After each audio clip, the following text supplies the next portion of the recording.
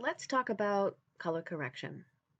So first I want to talk about some of the auto features that are in Premiere, and then in the next video next week I'm going to talk about how you can customize some of those color features using Lumetri colors. So I have a couple of clips here, and it would be really useful while you're following along if you could shoot some clips inside so that they're a little bit too warm perhaps, or maybe at dusk so they're a little bit too cool, because what we want is to do color correction. But even with your ordinary clips, almost all clips can use a little bit of color correction. So, and I have my workplace set up for editing. And if yours ever gets a little bit of wacky, let's say you close your windows, remember you could always go up to window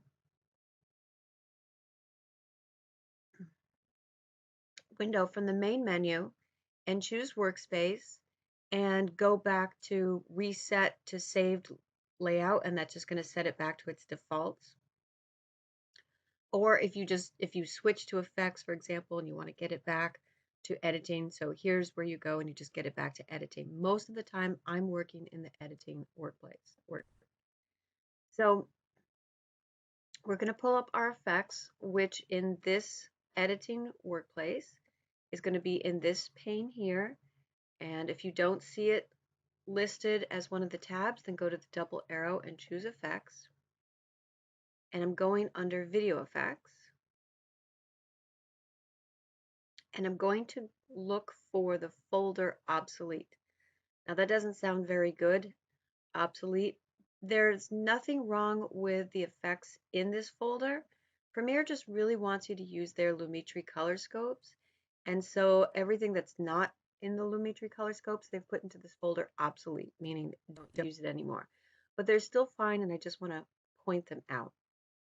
So I'm going to just talk about auto color and auto contrast.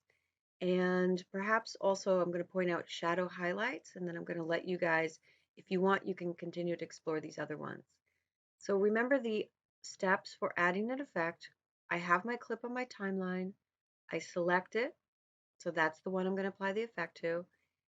In my effects panel, I double click it. So I'm going to double click auto color.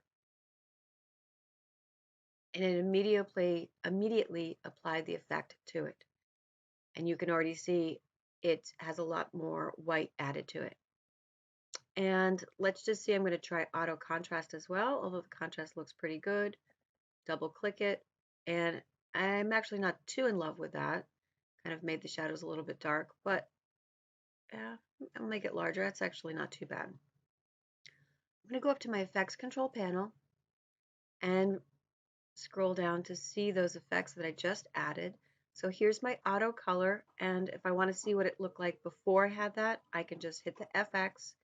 Yeah, and you can really see how warm my clip was before and how it really fixed it. It made it a lot. It's kind of on the cool side, but it's definitely more neutral. And now let's scroll down and look for auto contrast. I'll do the same thing, just hit the FX button to toggle it off. And you can see, yeah, it was a little flat, like my shadows aren't really dark, and now I have darker shadows. So when we're doing color correction, the first thing is to really use your own eye and look at the clip and say, does it look too cool? Does it look too warm? Is it too flat? You can apply these auto effects and toggle off and on. It's also a really good way to be able to see what the colors are. But we also want to, after we've looked at it with our eye and we look to see if it looks correct, we want to be able to actually read the color information and the tone information in the clip. And we can do that by going up to Window and pulling up Lumetri scopes. And I'm going to set the scopes, I'm going to make this window a little larger, to some different scopes here. Click on the wrench, and under parade type, make sure it's set to let's see, RGB, and under wave type, I want it set to Luma. Now I want to see them both side by side. So I'm going to hit in the wrench both of them so they're both selected. So parade RGB and waveform Luma.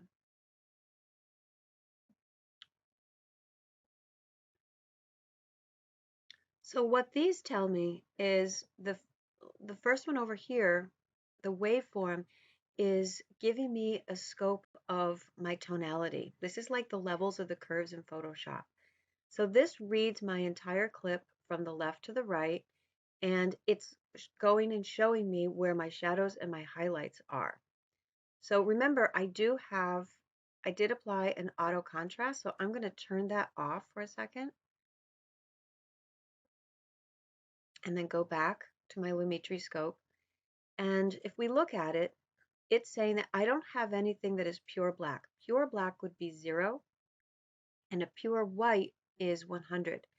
So our goal is to have some spots within the clip that hit down to almost black at least, and some spots that hit up to 100, and then you should have a range in between, meaning that you have good midtones.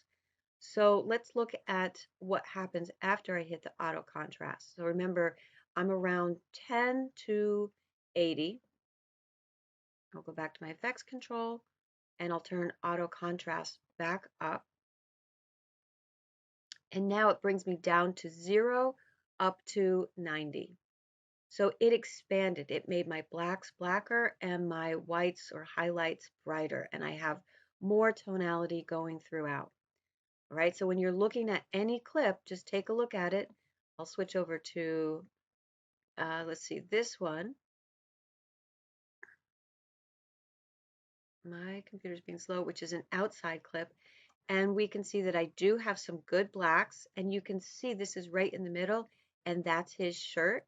And this little peak right here represents what's going on up here. But the majority of my clip is kind of in the murky area. I'm not really getting a lot of highlights. So this one could probably also benefit from an auto contrast. I'll double click auto contrast and you can see how it pumps it up. And now I am not hitting totally 100, but maybe there's no complete bright spot in here, but I have a lot more tonality spread throughout, and you can really see the result in the clip as well. I'll just turn that one off so you can see that was before and this is after. So I'm going to go back to my original clip though. And now let's look at this. I'll turn auto color off and go back to the Lumetri scopes. And let's talk about the RGB color forms here. So this represents my red, my greens, and my blues within the image, and each one of these scopes represents from the left to the right side of the image. So this is my left side of my reds, and it goes all the way to over here, and then it repeats with the greens and the blues. And as you can see, looking at my scope, this clip has way too much red. And I can see that looking over here. So that's what I mean. First, use your eyes. And then if you're not sure if the clip is neutral or not, pull up the scopes. To be neutral, I need these three to be about at the same level.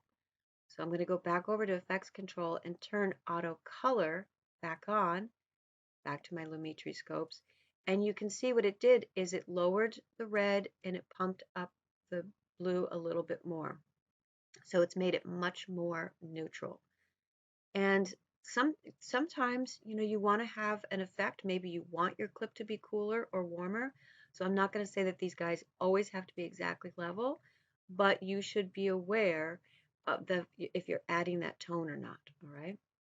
So these, spend some time looking at these Lumetri scopes, kind of looking at all of your clips, and then looking at the tone one and looking at the color one and seeing are they neutral, and just starting with those two different auto color and auto contrast.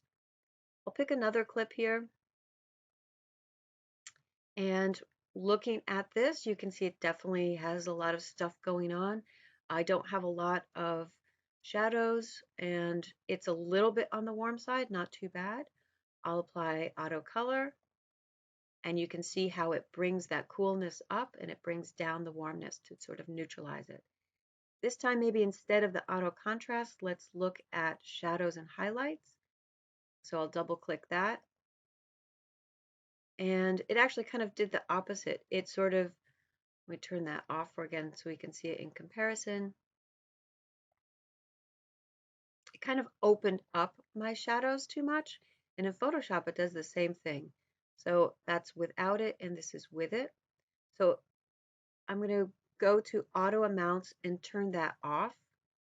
And now it's all very bright, and I could then go in. It's exactly like how shadow and highlights works in Photoshop. By default, it opens up the shadows an awful lot, but then you could go in and you could tweak that and bring down the shadows. So this one is pretty good if you need to bring down highlights. This is the one I would suggest. If you are okay with the shadows, but you have some bright areas too much, go in, turn off auto amounts, bring the shadows back down to 0, because by default they're up here at 55, and then increase for highlight amount, and that will bring that amount down. So you can see that. Okay, so that's all for this video. In the next video, I'm going to talk about how you can manually go in and correct things. And yeah, just spend a little bit of time looking over the tones and the colors of your clips.